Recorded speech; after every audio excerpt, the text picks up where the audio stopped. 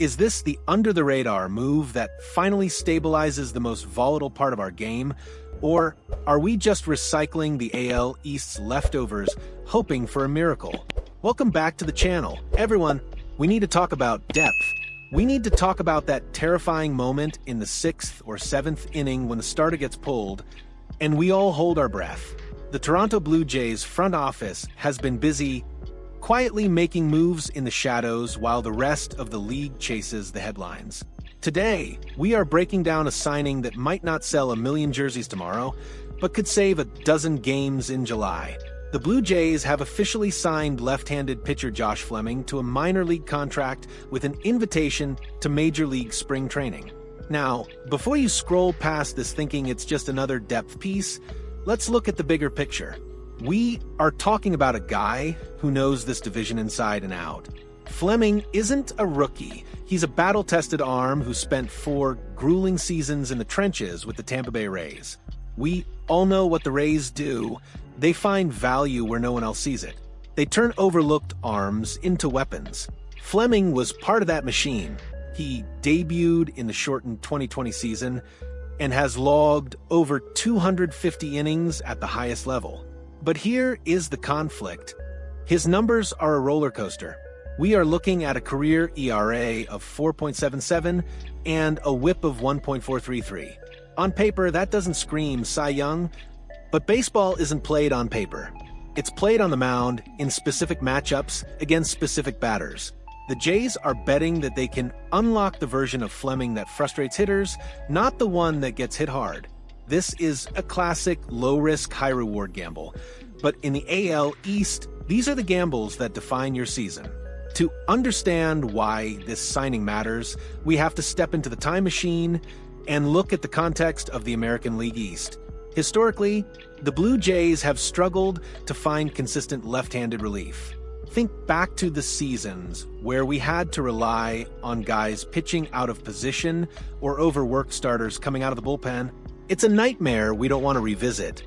Fleming brings something very specific to the table: versatility. In his 80 major league appearances, he has started 25 games. He's the definition of a swingman, a guy who can give you a spot start when your rotation is banged up, or eat up 3 or 4 innings in relief when a game goes into extra innings. Let's dig deeper into his journey, because it tells us a lot about his resilience. After his stint with the Rays, where he dealt with elbow issues that sidelined him for 60 days in 2023, he didn't just fade away. He signed with the Phillies, then the Pirates, and finally the Mariners. Last year, he was grinding in AAA Tacoma. Now, the Pacific Coast League, AAA, is notoriously a hitter's paradise. The air is thin, the ball flies, and pitchers go there to die. Yet, Fleming posted a 4.91 ERA over 84 innings. Is that elite? No, but it shows durability. He was working primarily as a bulk reliever, a role that is becoming increasingly vital in modern baseball. The opener strategy, popularized by his former team, the Rays, relies heavily on guys like Fleming. By bringing him in, the Jays aren't just adding an arm, they are adding tactical flexibility. Ross Atkins is essentially buying an insurance policy for the pitching staff.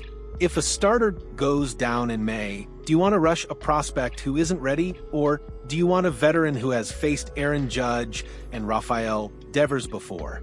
That is the value proposition here.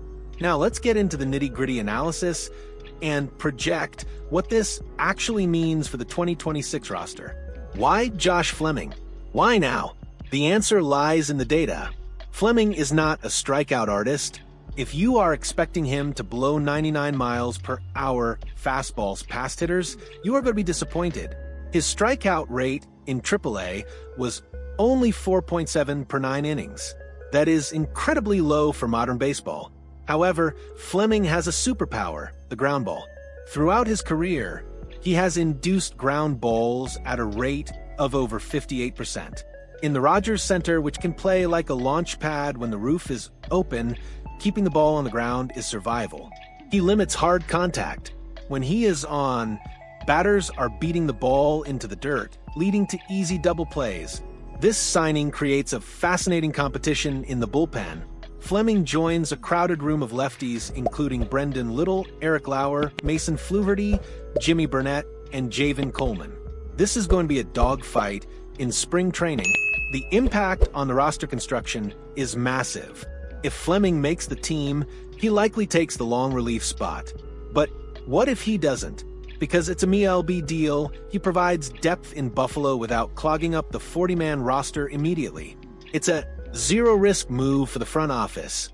But let's play out the scenarios.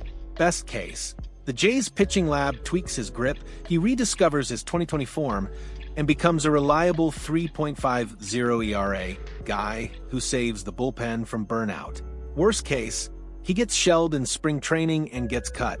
The financial impact is negligible, but the voice of the fans is split right now. Half of you are probably saying, we need aces, not reclamation projects, while the analytical side of the fan base sees a savvy depth move. And honestly, both sides are right. You need stars to win championships, but you need guys like Fleming to survive the 162-game marathon. So, where does this leave us? The Toronto Blue Jays are clearly not done tinkering. The signing of Josh Fleming is a signal that the front office is prioritizing floor over ceiling right now. They want to ensure that when injuries inevitably happen, and they always do, the team doesn't collapse. Fleming is a safety net. He is a ground ball specialist who brings veteran experience and AL East knowledge to a pitching staff that desperately needs stability. He is a puzzle piece, not the whole picture, but sometimes the smallest pieces are the ones that hold everything together. As we head into spring training, keep your eyes on number of ground balls Fleming induces. Watch how he handles runners on base. That will be the true test. We are building a team that needs to be resilient, and adding a guy who has fought for every inning of his career fits that mold perfectly. Now, I want to hear from you. Is Josh Fleming the hidden gem the bullpen needs? Or is this just another Band-Aid on a bigger problem? Do you trust the Jays' ability to fix veteran pitchers? Drop your thoughts in the comments below. Let's get a Real debate going. Don't forget to smash that like button if you want more deep dive analysis like this, and subscribe so you never miss a breaking update on the Blue Jays. We'll see you in the next video.